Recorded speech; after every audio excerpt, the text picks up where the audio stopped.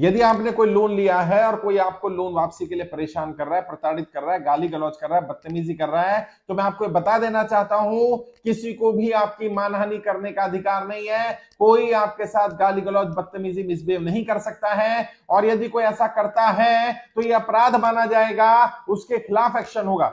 आपको डरने की, घबराने की, परेशान होने की कोई जरूरत नहीं है। यदि आपने लोन लिया और अगर आप लोन नहीं चुका पा रहे हैं तो बिल्कुल मत घबराइए। आप बात करिए, बैंक से लोन लिया तो बैंक से बात करिए। रिकवरी वाले आपको गाली गलौज नहीं कर सकते, बदतमीजी नहीं कर सकते, आपकी मानहानि नहीं कर सकते। और आपने लोन रिकवरी वाले से नहीं लिया, आपने लोन बैंक से लिया है, एनबीएफसी से लिया, किसी एप्लीकेशन से लिया है, वहां पर बात करिए, अपनी समस्या को बताइए। जब आपने लोन लिया था आपकी स्थिति कैसी थी, आज आपकी स्थिति कैसी है, आप क्यों लोन नहीं भर पा रहे। और यदि कोई प्रताड़ित करता है, बदतमीजी करता है, मिसबिहेव करता है, आरबीआई की गाइडलाइंस को फॉलो नहीं करता है, तो ऐसे सभी एप्लीकेशन पर भी एक्शन होगा, ऐसे सभी एनबीएफसी पर एक्शन होगा, ऐसे सभी बैंकों पर, रिकवरी एजेंसी पर एक्शन होगा। किसी को भी आपकी मानहानि करने का अधिकार नहीं है।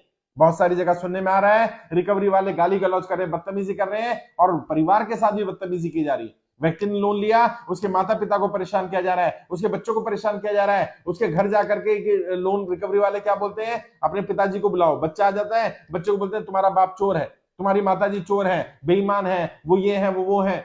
फोन पर इस तरह की बातें की जाती हैं, अपने बच्चों को भेज दे, अपनी बेटी को भेज दो मेरे पास, अपनी बीवी को भेज दो मेरे पास। इस तरह की बातें नहीं कर सकते हैं। और जो रिकवरी वाले ऐसा काम कर रहे हैं उन्हें भी मैं बात बोल देना चाहता हूं, कान खोलकर ये बात सुन लें, अगर किसी के साथ आपने इस तरह की बदतमीजी की, मिसबिहेव किया, आपके खिलाफ एक्शन होगा।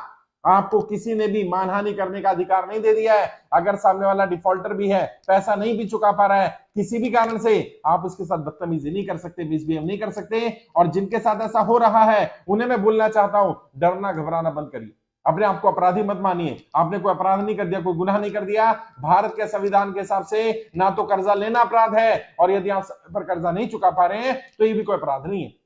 एक मिस्टेक है, ये गलती है। गलती किसी भी हो सकती है और परिस्थितियों के हिसाब से भी हो सकती है। मान लीजिए जब आपने लोन लिया था आपका व्यापार चल रहा था, आज व्यापार नहीं चल रहा। मान लीजिए नौकरी थी आपके पास, आज नौकरी नहीं है, तो आपकी स्थिति खराब हुई है, और उस स्थिति खराब होने के कारण आप लोन नहीं भर पा रहे हैं। आप विलफुल डिफॉल्टर नहीं है।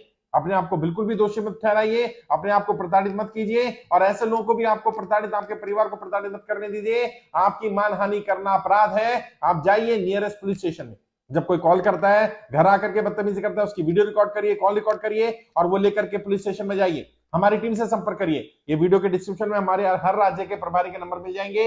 अगर कहीं भी कोई आपको प्रताड़ित करता है, परेशान करता है, मिसबिहेव करता है, आपकी मानहानि करने की कोशिश करता है, आप तुरंत हमारी टीम से संपर्क करिए। कर्जा मुक्ति अभियान की टीम आपकी हर संभव मदद करेगी। यदि आप गलत नहीं है, यदि आप अपराधी नहीं है, यदि आपने गलत नहीं किया है, यदि आप विलफुल डिफॉल्टर नहीं है, यदि वास्तव में आपकी स्थिति खराब हुई है सरकार की गलत नीतियों के कारण, नोटबंदी के कारण, जीएसटी के कारण, लॉकडाउन के कारण, व्यापार बंद हो जाने, नौकरी छूट जाने के कारण आप किस्त नहीं चुका पा रहे, आप कर्जा नहीं दे पा रहे हैं, आप तुरंत कर्ज मुक्त भारत अभियान में जुड़िए, हमारी टीम से संपर्क करिए।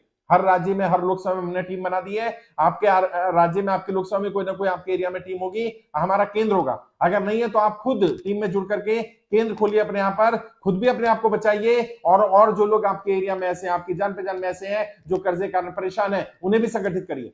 साथियों, संगठित करके हम ये लड़ाई जीत सकते हैं। अभी लेटेस्ट की अगर बात करूं तो 10,55,000 ज्यादा लोग कर्जा मुक्ति के लिए आवेदन कर चुके हैं। सरकार जब बड़े बड़े उद्योगपतियों को राहत दे सकती है, बड़े बड़े उद्योगपतियों का लाखों करोड़ रुपए का लोन राइट ऑफ कर सकती है, अंडरराइट कर सकती है, हेयर कट कर सकती है, तो आम जनता को भी वही राहत मिलनी चाहिए, आम जनता को भी वो सहूलियत मिलनी चाहिए।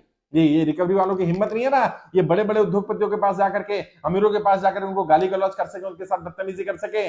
सारे कानून क्या आम जनता के लिए हैं? अमीरों के लिए कोई कानून नहीं है। आम जनता भी तो वोट देती है, सरकार बनाती है। ऐसा तो नहीं अमीरों ने पैसा दे दिया, सरकार बनवा दी, आम जनता की कोई कीमत नहीं है।